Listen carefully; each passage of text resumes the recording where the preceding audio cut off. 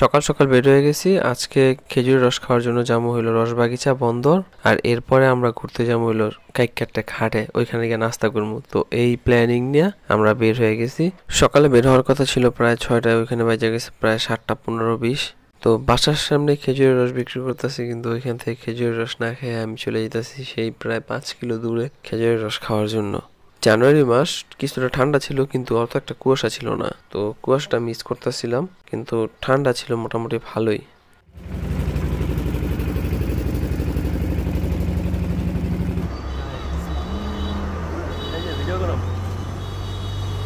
ভাই অস্থির গ্রান্টটা পাওয়া যেতেছে,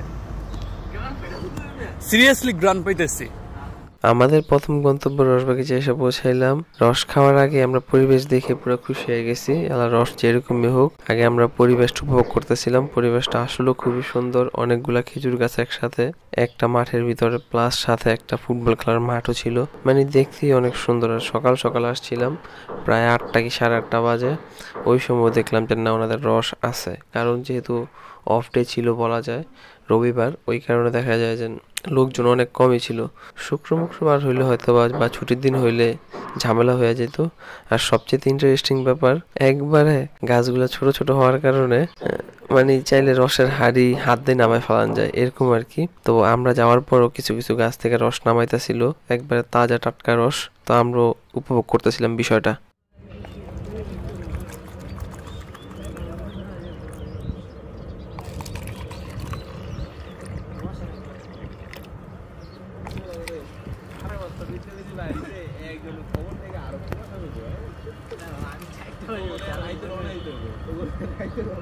বয়েজ না না রাইডি তো বলে রাতে তো ফাঁসি পায় সব জায়গায় ঘুমা রাইটার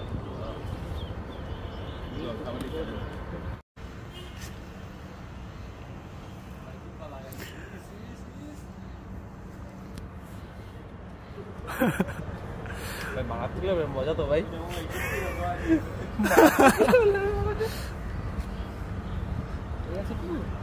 ঠিক আছে ডক্টর ক্যারি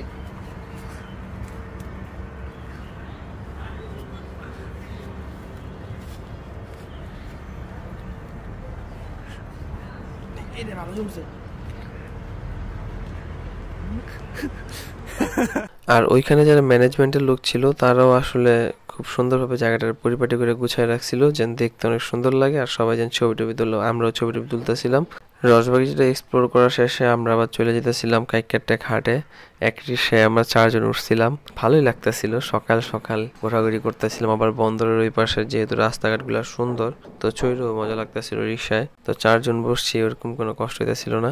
সকালের ঘুমটা তো নষ্ট করছি, ওই কারণে চিন্তা ভাবনা করছিলাম শুধু রস না, ওইখানে আশেপাশে যা আছে ওইগুলো ঘুরে ঘিরে একটু সময়টা কাটায় সময়টার উপভোগ করে আসি, যেহেতু শীতের সকাল, আর ওইটা যেহেতু একটা গ্রাম্য এলাকার মতো বলা যায়, তো গ্রাম একটু ঘুরে ঘিরে আসি। এই পরিকল্পনা মাফিক চলে গেছিলাম কাইক্কারটা ঘাটে। কাইক্কারটা ঘাটে গিয়ে দেখলাম যে হাট মোটামুটি জমজমাট, যেহেতু আমরা যেতে 9টা 9:30 মতো বেজে গেছে, তো হাটও মোটামুটি একবার জমজমাট ভাবে বসে পড়ছে।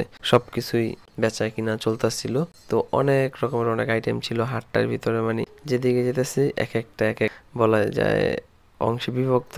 যেখানে সার বিক্রি করতেছে সেখানে সার, যেখানে শাকসবজি, বাঁশ, কাঠ, গরু, ছাগল, তারপরে হাঁস, মুরগি, কবুতর, তারপরে প্যাকেট জাতীয় আইটেম, মানে সবকিছুই আলাদা আলাদা একটা সেক্টর আছে, ওই সেক্টর ওইগুলা বিক্রি করতেছে। মানে আবার নাস্তার একটা এরিয়া, মানে সবকিছু মিলে সব জায়গায় আলাদা আলাদা একটা সেক্টর। আর অনেক বড় একটা এরিয়া, তো মানে ঐতিহ্যবাহী একটা হাট। তো মাঝে মাঝে ঘুরতে যাই, ওটার এক্সপ্লোর করতেছিলাম ঘুরা ঘেরা, মানে দেখতে ভাল লাগে। কেনাকাটা করি আর না করি, মানে দেখতে ভাল লাগে। বাঁশের যে এরিয়াটা, ওইখানে বিশাল এরিয়া নিয়ে শুধু বাঁশই বসে। তারপরে যেমন কাঠের এরিয়া, বিশাল এরিয়া নিয়ে কাঠ, গাছ, মাছ, মানে সবকিছুই ছিল। বাঁশের এরিয়ার ভিতরে একটা বাঁশ দেখে আমি পুরো অবাক, এত বড় বাঁশ হইতে পারে, মানে আমার জানা ছিল না। রেডি হচ্ছে বাস। আর কাইক্কারটা ঘাটের ইন্টারেস্টিং বিষয় হলো একটা সকালের নাস্তা। আর আমরা মূলত গেছিলাম টার্গেট করে আর কিছু করি আর না করি, কিনি আর না কিনি, কিন্তু সকালের নাস্তাটা আমরা ওইখানে খাওয়া দাওয়া করবো। তো এই হিসাব করে আমরা সবকিছু নিয়ে এনেছিলাম নাস্তা করার জন্য। তো মোটামুটি অনেকগুলো আইটেমই ছিল, যেহেতু ওইখানে পুরো সাজায় বসে একটা মানে নাস্তার এরিয়াটা একবার পুরো সাজানো গুছানো, মিষ্টি, দই, রসমালাই, ডাল, ভাজি সবকিছুই থাকে। তো আমরা ওইখান থেকে নাস্তা করতেছিলাম। আর হাটের এক কোনো এক মুরব্বি চাচা গাট্টা বিক্রি করতেছিল। তো ছোটবেলায় গাটটা অনেক খাইছি, কিন্তু এখন আর গাটটা দেখিও না, আর ওরকম ভাবে মানে ক্রেভিংও জায়গা না খাওয়ার। তো এখানে আর কি আবার স্মৃতিচারণ করে নিলাম যে গাটটা।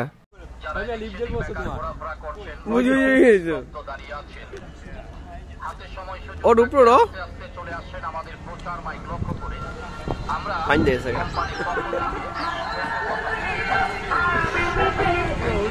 নিচে বলে করে খাইবা, নিচে নিচে আনতে গেলে গোল খাইবা।